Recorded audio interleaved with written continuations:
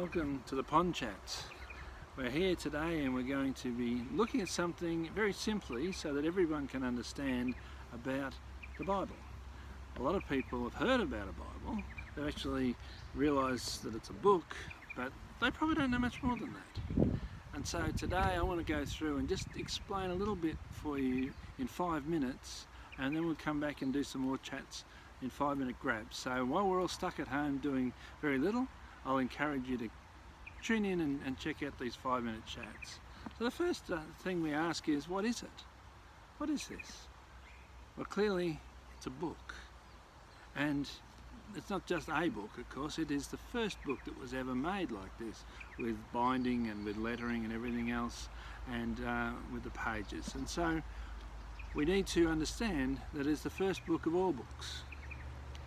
And when it was put together some 500 years ago, that helped a lot of people to read it for themselves.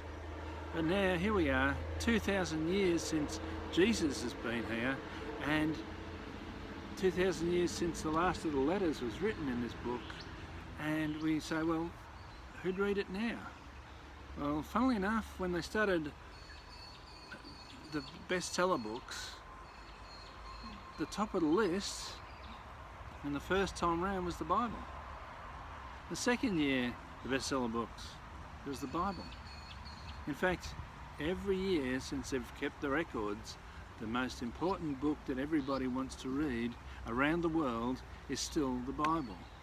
You know, when Harry Potter was very famous and the books were selling like hotcakes, in the period in which the Potter books were sold and were very prolific, they sold quite many millions. But the Bible sold 10 times as many as the Harry Potter books, which were recorded as the best sellers at the time. And so if you ever think that this has lost its relevance, well, a lot of people want to read it today. And so I want to explain to you what's in here so that you might be able to open it up and get value as well. Now, when you get a Bible, one thing I would suggest is you get one you can read. One that's in a language that is simple and straightforward. I have a New International Version, but other people might just go, and when you look at a book, a Bible, you can read it a bit and see if that's going to suit you. Sometimes some of the Bibles are written in old language and you won't understand that too well. So initially we want you to have a Bible that you can read. Now, what is it beyond that? Well, the Bible is actually more than one book. There's 66 different documents that come together to make up this Bible. They were written all the way back from Moses all the way to the time of Jesus. That's about 1,500 years of writing, and there are 66 different letters or manuscripts that have been put together in this book that represents the Bible.